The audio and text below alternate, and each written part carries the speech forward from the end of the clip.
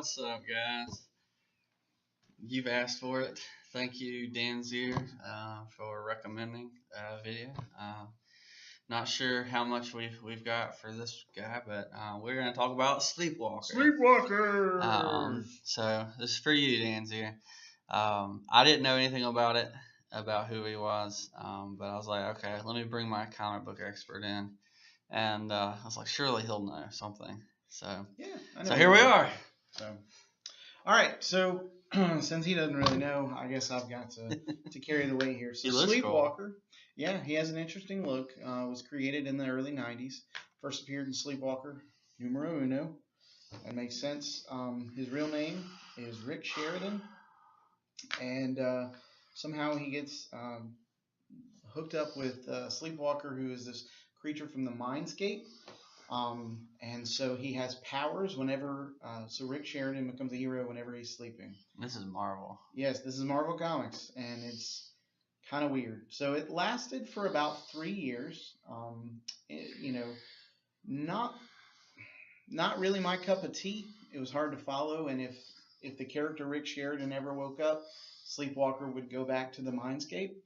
So there'd be instances in his comic where people would be banging on his door to wake him up, and he would have to get up, So the concept is interesting, but hard to truly create a following for. So, he had these eye beams. I forget exactly what they did. He had enhanced strength and speed. He could fly or float, a little bit of both. And he was resistant to mental attacks because, he was in somebody else's headspace. So if somebody weren't attacking Rick Sheridan directly, Sleepwalker, the entity, would theoretically be okay. He guested around a lot in 90s comics. Like he was in the Infinity War and Infinity Crusade, I think.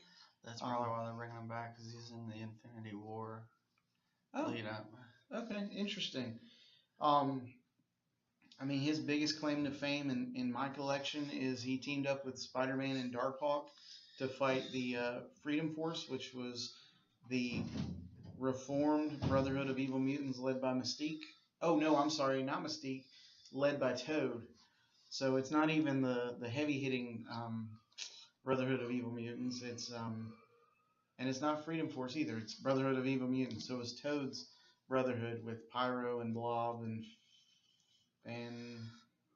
Tasma, I think was her name. Some chick with reality-altering powers. Anyway, does the regular guy know that he becomes? Yes. So he tries to go to sleep so that he could be a hero. Does he have any control over it, or of going to sleep? No, of being the hero.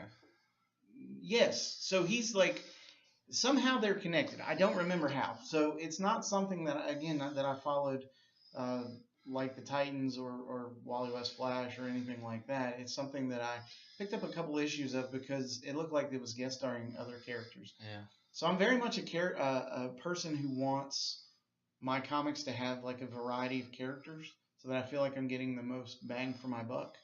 And so they had a couple of issues for $1 or something when I was a kid. And I was like, oh, well, I'll give it a try. It looks like it's got heroes and people that I'm interested in it. So let me check it out. And I was like, okay. Again, the concept is interesting, but no offense to the folks who were writing it at the time, but it didn't seem like they were as emotionally invested in the character as, say, like Marv Wolfman was with the Titans in the 80s. It seemed like a cash grab in some ways. And like you mentioned to me when we were talking about how old the book is, it sounds like Marvel's trying to protect their copyright. So it's the only reason they're bringing it. But they could go somewhat the Inception route. That's exactly what I was sitting here thinking. And, so if they do that, that could be really cool.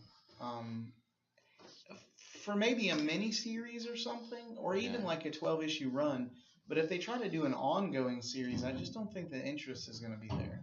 You probably have to pair him up with other people, like put him on a team to make him interesting. Right. But when you show up and you're like, I got to go to sleep to be a hero, How well is that going to go over? Hey, Captain America, knock me out so I can help the Avengers. That would be funny. What? Boom! Like every time somebody has to knock him out so he can become a hero. Great. Well, I mean, Billy Batson kind of has to disappear, say Shazam, and then come back. Well, I mean, Sort of. I guess to keep his secret identity, but if he doesn't care about that, he can just say it and rock and roll, right? Right. So. But he does. In a lot of. In the older places. stuff, he didn't care as much. Like I was reading something the other day where he was being held by a bad guy. He said Shazam, and he slipped away, and he's like Shazam, and he's like, you know, he's ready to fight the guy again. So, yeah. You know, it depends on how important the secret identity aspect is. Yeah. I think the character has potential, just not for an ongoing. I mean, let's be honest. Cobweb is one of his main villains in the mind space or mindscape, and so they're sort of the same sort of creatures or whatever. And then his other big bad was 8-Ball, whose whole shtick is based on the game of billiards or pool, as we call it here in North Carolina. We just go shoot some pool. But I mean, his costume is literally like a black suit. He's got a pool cue, and he wears a giant 8-Ball on his head. I think that's hilarious, but I don't know how seriously I would take it. Yeah. I don't mind having unserious characters.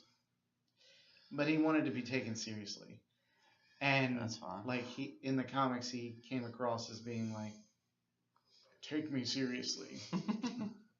Like it's not like we were talking about the Riddler in another video. It's not like he's obsessed with it. It's just like that's his thing, and he's really dedicated to his thing. Right. So if you play it tongue in cheek, Gold wants to be taken seriously too. He should never be taken seriously. Anyway, Booster. I do too. All right, you got anything else? I even enjoyed Booster in Extreme Justice. So if I'm not a true Booster Gold fan, I don't know who is. I don't really have a whole lot more than that. I think the character has potential if you don't take him too seriously, or you go like he was saying with the Inception route. And like I think that could be really cool, where he's invading other heroes' dreams. You know, teaming up like that. That'd be interesting. So I think you need to put him with other heroes, though. Yeah, I just don't know who you would put him with. You could make a smaller team that's more obscure, like West Coast Avengers, or. I swear, I really hate the insults toward my West Coast Avengers. They were an amazing They want to be team. taken seriously too. Yeah, but the new team shouldn't be taken seriously. That just looks like. But like so they could make up a team and have some smaller characters with one big guy that's leading, and I'd read that maybe. Anyway, I think with the slacker aspect of I've got to go to sleep to fight crime, I think that could be hilarious. So if they played it, I'll be right back. I'm gonna go sleep this off. Hey y'all, Sleepwalker's here. Let's go fight crime. I am not trying to mock the character because, like I said, in the 90s, I was intrigued enough to have bought several issues. I still own a couple of issues. I may have his first appearance, and I'm pretty sure I have Sleepwalker number 25, which I can't even remember what happens in that, which tells you how long it's been since I've looked at it. I think he'd probably just have to like take a pill to knock him out, or just like, quick, hit me hard as you can. What? And then like he'd like punch somebody, and the other guy just like, boom, just knocks him out, and then he's Sleepwalker. It's like sweet.